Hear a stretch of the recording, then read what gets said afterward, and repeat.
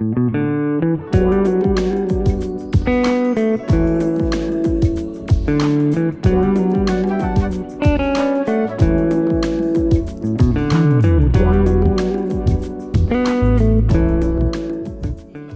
cinéma à l'ère de l'IA, avantage ou inconvénient? Il y a des deux. Il y a beaucoup d'avantages en ce qui concerne la productivité. Ça nous donne accès quand même à un savoir et à une richesse internationale, voire mondiale.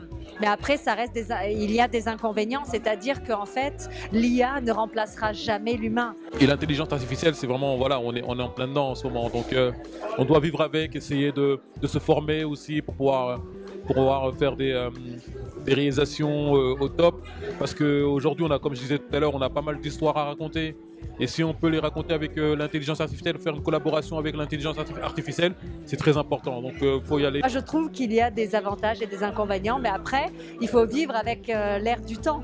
C'est-à-dire, on est à l'ère de l'IA, donc on s'informe, on apprend et on avance.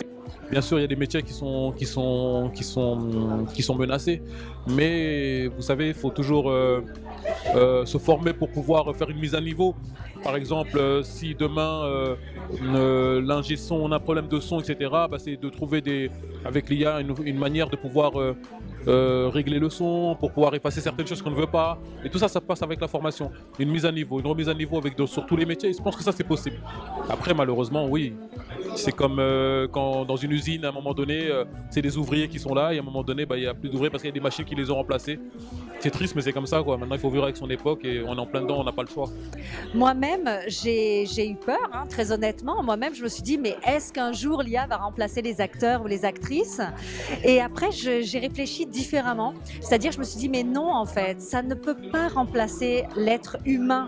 Donc, le cœur, la chair, les émotions, un regard, une pensée, un vécu, c'est irremplaçable. Mais par contre, en effet, ça peut remplacer d'autres métiers.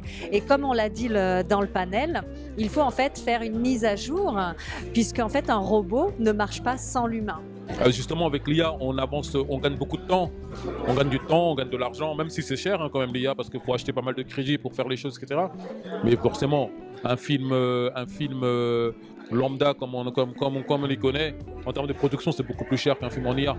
Mais moi, je dis toujours de toute façon qu'il ne faut pas que l'un efface l'autre. Il faut trouver une collaboration entre les deux, qu'on puisse continuer à faire des films sur des plateaux de télévision, sur des plateaux de tournage, etc.